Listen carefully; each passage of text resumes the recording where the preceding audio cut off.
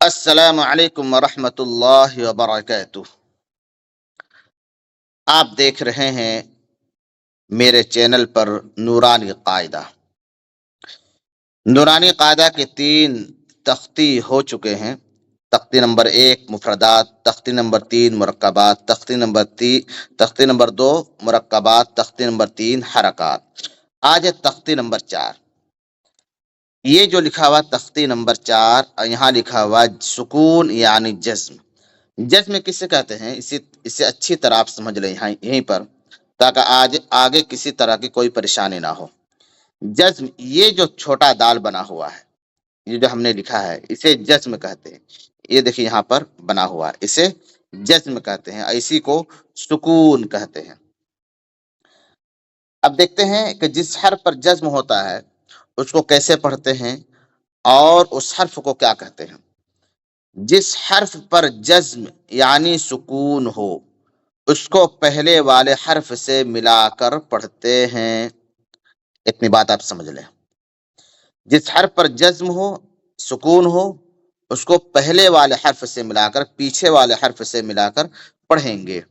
جیسے یہاں لکھا ہوا حمزہ تا زبر ات۔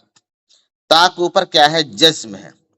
تا کے اوپر جزم ہے، تو تا سے پہلے جو حرف ہوگا اس حرف کو تا سے ملا کر پڑھیں گے۔ اسی کو کہہ رہے ہیں جس حرف پر جزم ہو اس کو پہلے والے حرف سے ملا کر، یعنی جزم والے حرف سے پہلے جو حرف ہے اس کو جزم والے حرف سے ملا کر پڑھیں گے، ایک مرتبہ ملا کر پڑھیں گے۔ اس کو بھی یاد رکھیں۔ آگے لکھا ہوا ہے سکون والے حرف کو ساکن کہتے ہیں۔ سکون والا حرف جس حرف پر جزم ہے، جس حرف پر سکون ہے، اس حرف کو کیا کہیں گے؟ اس حرف کو ساکن کہیں گے۔ یہاں پر تا بنا ہوا ہے تو تا کے اوپر جزم ہے تو تا کو تا ساکن، با کے اوپر جزم ہے تو با ساکن، جیم کے اوپر جزم ہے تو جیم ساکن، عین کے اوپر جزم ہے تو عین ساکن، قاف کے اوپر جزم ہے تو قاف ساکن۔ مطلب جس حرف پر بھی جزم آ جائے گا اس کو ہم ساکن کہیں گے۔ تو چلیے ہم آگے پڑھتے ہیں، پہلے ہجے کریں گے، اس کے بعد اسی کو متن پڑھیں گے۔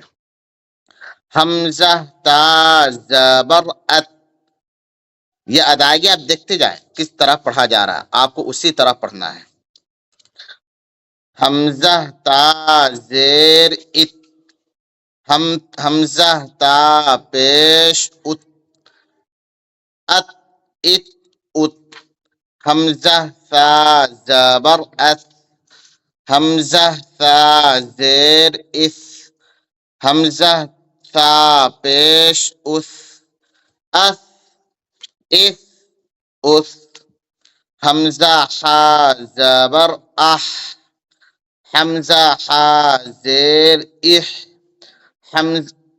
حمزہ حا پیش اح، اح اح اح، حمزہ خا زبر اخ، حمزہ خا زیر اخ، حمزہ خا پیش اخ، اخ اخ اخ، ات ات ات، اف اف اف، اح اح اح، اخ اخ اخ۔ آپ اس سبق کو اچھی طرح سمجھیں، یہ قاعدہ ہے جزم کا، اس کو اچھی طرح سمجھیں، اسے پڑھتے ہوئے اچھی طرح مشق کریں تاکہ آگے پڑھنے میں کسی طرح کوئی دشواری نہ ہو۔ السلام علیکم ورحمۃ اللہ وبرکاتہ۔